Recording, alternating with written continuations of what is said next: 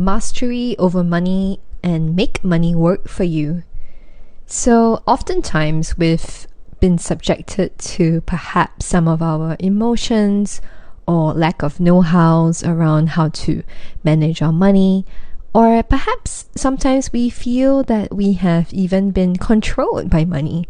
This saying of master your money as opposed to you being a slave to money. This is a narrative that has perpetuated a lot of the way we think about money.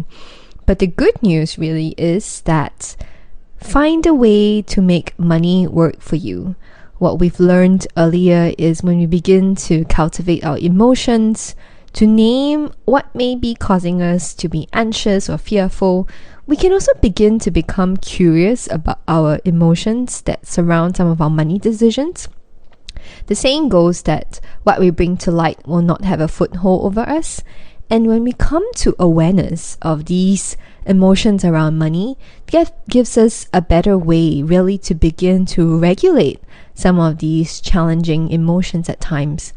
And at the very heart of it, when we think about making money work for us, we think of money now as a tool, as a resource, as a form of energy that allows us to begin to make money work in a way that would match up to our good life or our flourishing life.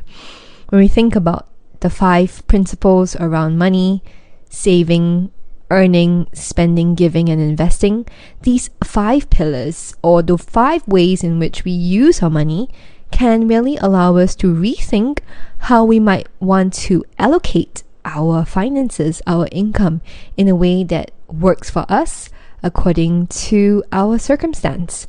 So a little bit more of this as we go in depth in our next module, as we learn how to practically manage our money.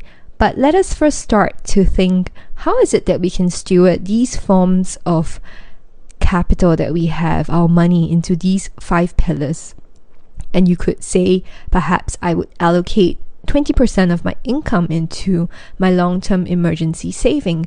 I might decide that my bulk of my expenses would take up, 60% or 50% of my income, and therefore perhaps leaving another 10% for giving, another 10% for investing. And you realize that these ratios vary from person to person.